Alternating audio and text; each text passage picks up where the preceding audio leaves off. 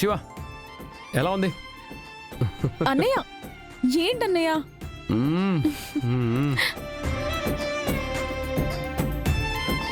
అత్తయ్య ఇది ఎలా ఉందో చూడండి.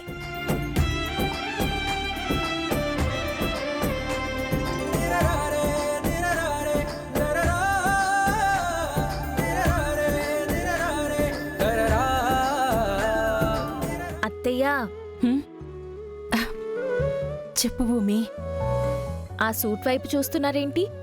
ఏం లేదు భూమి. మావయ్యకి కొనాలని ఆశగా ఉందా? ఆయన కొనుక్కోలేరా ఏంటి? అర్థమైంది. ఆ సూట్ వేసుకుని మావయ్య పూరి పెళ్లిలో నిలబడాలని ఆశగా ఉంది. మనం ఆశ పడినంతలోనే ఏది జరిగిపోదు కదా భూమి. ఎందుకు జరగదత్తయ్యా? మావయ్య పూరి పెళ్లిలో పూరి తండ్రి స్థానంలో నిలబడుతున్నారు. మీరింకేం ఆలోచించకుండా మావయ్య కోసం ఆ సూట్ కొనేండత్తయ్యా. గగన్కి తెలిసిందంటే మనల్నిద్దరినీ చంపేస్తాడు. అత్తయ్యా, బావ పూరి పెళ్లిని మన ఇంటి గౌరవాన్ని ముడిపెట్టి చూస్తున్నాడు కదా. మావయ్యని పెళ్లిలో నిలబెట్టే పూచి నాది. ఎలా?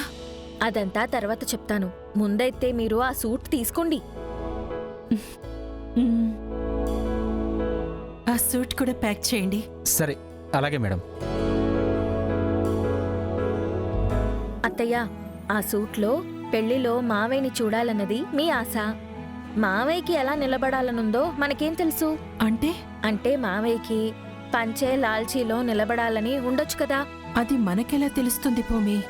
మీరు మావయ్యకి ఫోన్ చేసి కనుక్కుంటే తెలుస్తుంది. భూమి, నిజంగానే మన పూరి పెళ్లిలో నువ్వు ఆయన్ని నిలబెట్టగలవా? నాది హామీ అంటున్నాను కదా అత్తయ్య. మీరు ముందైతే ఫోన్ చేయండి.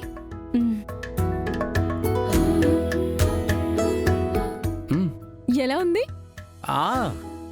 It's beautiful.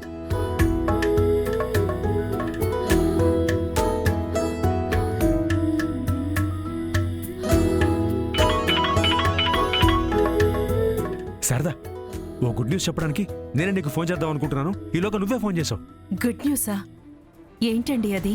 ఆ అపూర్వ క్రిమినల్ అని బావగారు కూడా తెలిసిపోయింది. కాసేపట్లో పోలీసులు వచ్చి ఆ అపూర్వను అరెస్ట్ చేస్తారు. ఇంకా అపూర్వ మిగిలిన జీవితం మొత్తం జైల్లోనే. శారదా, పోన్లేండి, శరశ్చంద్ర గారి ఇంటికి పట్టిన గ్రహణం వదిలిపోతుందన్నమాట.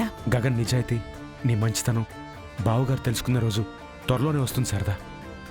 మీరా పిల్లలు మీరందరూ బాగుంటే చాలండి. అది నీ సంస్కారం శారదా. సరేగాని ఎందుకు ఫోన్ చేసావో చెప్పలేదు? పూరి పెళ్లి బట్టలు నగలు కొనటానికి షాపింగ్కి వచ్చామండి. ఏంటి, పూరి పెళ్లి షాపింగ్కి వెళ్ళి నాకు ఫోన్ చేస్తున్నావా? అంటే శారదా, నీతో పాటు గగన్ రాలేదా? వాడు లేకుండా ఎలా వస్తామండి? వాడు పక్కనుండగా నువ్వు నాకెలా ఫోన్ చేసావు? పక్కకొచ్చి వాడు చూడకుండా చేశానండి.